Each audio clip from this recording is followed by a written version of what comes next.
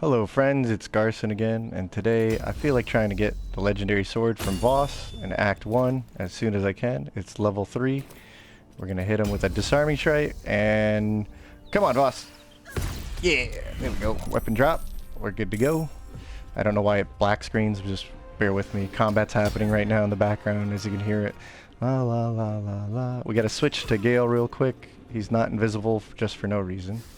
So, come on, here we go. Alright, switch over, pause the game so he doesn't lose. Still got a couple seconds of invisibility. Okay. Now, we got the silver sword of the astral plane right there. We're going to pick it up, enter combat, and then quickly toss it off to somebody else. Ready? Okay. Send this over to Shadowheart. And sorry, Gale, we'll get you back another day. Don't worry, buddy. We'll buy you a beer. Alright, switch to camp. And we're good. Alright. So unfortunately, we got to leave those two behind. But let's go ahead, tell Withers to hush for a second. All right, buddy.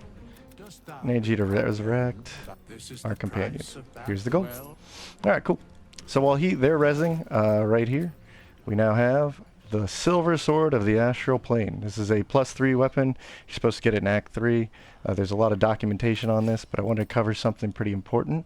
So we can get the sword early in Act 1 at level 3. Pretty cool. But this video is going to be about how, right? And a little bit of a breakdown. So in order to do that, we'll break out the notepad. Oh yeah, everybody's favorite. We'll go over some basics here, but this is how to get the Voss's sword in Act 1. We're doing, there's a few different methods here. This is the fighter Battlemaster disarm method. It's as early as level 3 availability. And we'll talk about availability in a little bit. But first and foremost, shout out to one of my viewers, Bufos, bufos.g. Let me pull up YouTube.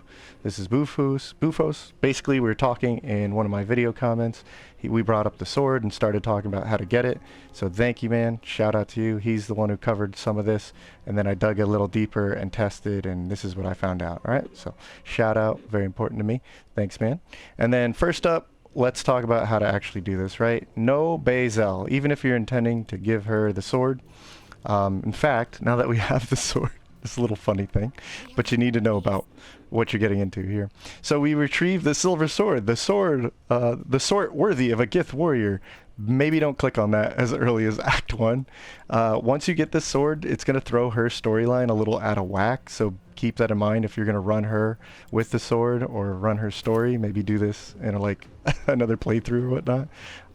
It's going to screw around with things, but this sword does have good interactions with Githyanki's, so you know it's a perfect fit for Lae'zel, especially two-hander. Getting back to it, so the reason we don't want her is because she will literally ruin the encounter with Voss. She'll actually break out of your party, run off to meet her Githyanki friends, and just generally make the encounter a mess for you to do this. Plus, she gets mad at you if you attack Voss, potentially leaving the party permanently. So just leave her back at camp. Give her a day off, okay? Next up, we're going to need to have Withers. It's best to have Withers.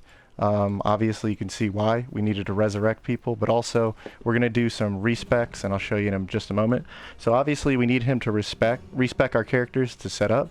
And then, of course, it's easiest just to go into the Goblin camp. What I mean by that is, if you didn't know, Withers is available by going to the Goblin camp. What you'll need to do is just grab someone with Disguise Self, turn into a female drow, and you'll be able to get into the Blighted Village, if it'll show us real quick. You'll be able to walk into the Blighted Village, move on towards the camp. You'll be able to get past the guards. Hold on. You'll be able to get past the guards here, walk across the bridge, have a cutscene. Once you're in the camp, you will be able to have Withers, no problemo. Okay? So you're going to want Disguise Self, female drow. And then that's how you get Withers pretty quick. And we're going to need him for respecs and revives. So let's actually go over what the comp needs, right? So scroll up a little bit.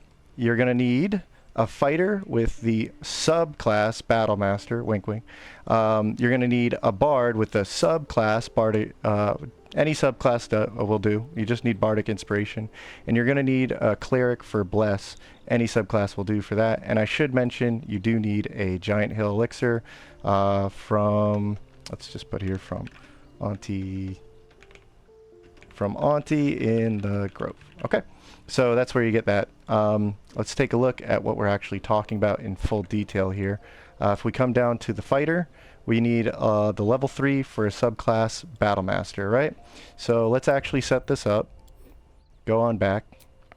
Let's take a look all the way over here.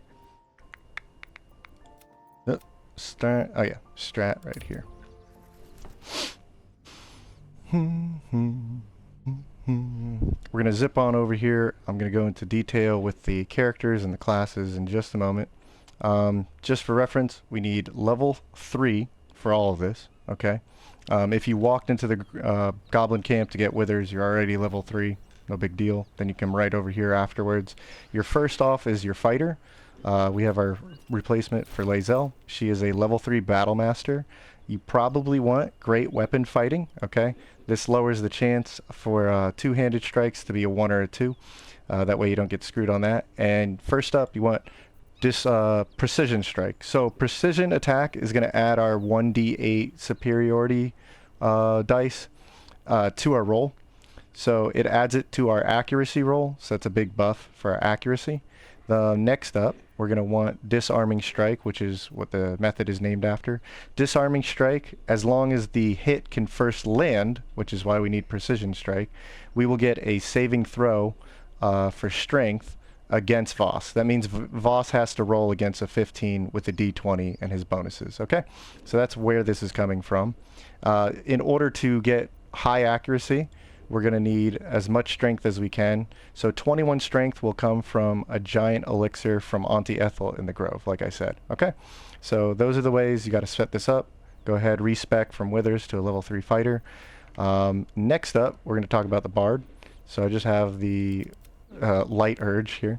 The Light Urge is, this is just a bunch of mod gear. All you need to focus on is, don't worry about the stats.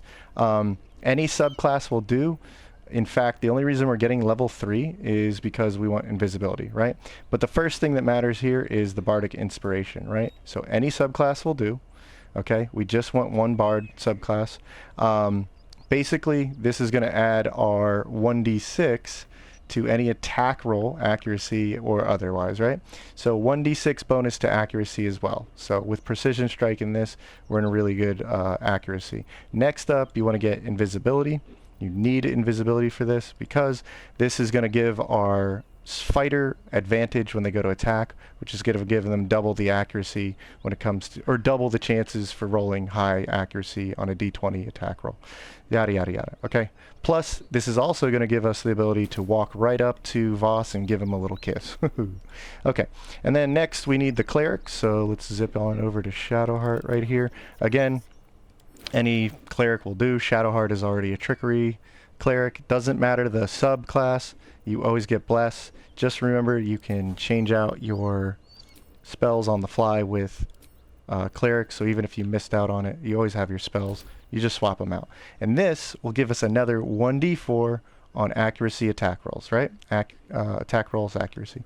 So that should be mostly what we covered. Like I said, cleric needs just bless. Any subclass will do. Sanctuary actually helps if you somehow missed your opportunity, like your invisibility guy. Sanctuary, real quick. Here we go. Sanctuary will make you effectively invincible for 10 turns. So if you forgot to pick up the sword, just cast Sanctuary, run down there, grab the sword, and get yourself killed. As long as one person's back up here to teleport to camp, you should be pretty good. Okay. So, we'll go over some details, but let me actually show you the process of doing this. First, we want to go ahead, take our Bard. We will cast Bardic Inspiration. I've already done it, so you can see that right here. Right here on the side, we have Bardic Roll. Next, we want to give ourselves a Precision attack. You can do this down there if you forget. Just don't forget, right? Last but not least, we're going to go ahead, Bless. We all really only need to bless her, so I'm not going to do it for everybody. And you're on a timer now. Once you hit bless, you have 10 turns to go ahead and cast invisibility on the fighter. And you might as well have another dude who can cast invisibility. Sorry. Look, I have all the time in the world to pick this out. So I have a wizard that can also cast invisibility. Alright, cool. If it helps, hit turn-based mode now. And what you'll do is group these two up and just walk on down here. If you need to, use turn-based mode so you can maximize the turns that are left on invisibility and bless and so on and so forth, right? Let's get going. And we'll just come out of it, have them walk up. We're still at a turn-based mode now, and we'll re-enter it, and now we'll just double check if we have everything set up. And here's some important details. Go into your spellbook on your fighter, go to the reactions tab, and make sure you have Bardic attack defense loaded up here. Make sure you have your precision strike. You can come down on over here, precision strike. Make sure Bardic's there, make sure Bless is there, and you're invisible. So all of these are giving a boost to our accuracy on disarming attack, right? And since we're invisible, we have advantage leading to a 98% or 98% on our attack roll, okay? So we are almost guaranteed to get this drop, right? Here we go. No. No. I just lied to you. All of this was for nothing. Uh-oh. I'm so sorry. No, actually, I didn't lie. Unfortunately, is this guaranteed? Technically, in Tactician and lower, this is guaranteed, right? So I gave you a little breakdown of how to do the process. The thing is, it is a 98% chance to hit. We did hit Voss, but remember how I said it was a strength saving throw? There's a 7 out of 20 chance for Voss to fail. That's good, but that also means that's not very high, right? He has a 13 out of 20 chance to succeed. That's bad, okay? Thankfully, we can reload like I just did and try again and again and again on Tactician or lower or in a custom game, okay? So let's try one more time. I may not even get it this time, but let's just see, right? But we can just reload till we drop it, okay? You are unknown. Explain yourself, Vinisk. So, doesn't matter what you do here, he's still gonna get angry with you, okay? And we'll hop out of that. This is fairly important, so bear with me. While this fight's going on, let's back it up and take a look while all this action's going on. So, Kithrak Voss succeeded on a saving throw. As early as level 3, there really is no way to guarantee this. I've looked into Divination, Wizard, I've looked into Cutting Words on Bard. Just kind of trust me on this. If you know better than I do, feel free to drop a comment. But let's just break it down for you. Voss is always going to get +4 and +5 on his strength saving throws. That would mean he needs effectively a 7 or lower to fail this. So he's got a really good margin to roll something here, plus the bonuses, and get above our 15. There's not much we can do about that this low level and without long-winded exercises, all right? Well, thankfully on Tactician, you can just keep reloading the game right back with quick saves or quick loads, right? And you can try and try and try again until you're successful, okay? So let's hop back into the notes, right? Thankfully, it's basically a guarantee, and this is probably the easiest method on Tactician or lower, because again, your fighter is going to have a 98% chance to hit, which is almost always, and you can just keep reloading it, and you have a pretty good 1 in 3 chance, so to speak, for him to fail it. Just keep trying, okay? You'll get the sword, no problem. But what about honor mode? Okay, like I said, this is going to be a little talk heavy. Important die on a wizard, which is why Gale is here right now. If you noticed on these attempts, Gale did nothing with his reactions, and I reloaded Gale to get portent die 5. So you need a 6 or lower portent die. For what it's going to effectively do is turn your enemy's success on a saving throw, the D20 roll that we were talking about over here. That 10 would now be a 5, right? 5 plus 4 plus 5. That's not enough. That's a 14. He would fail the DC 15 check here, okay?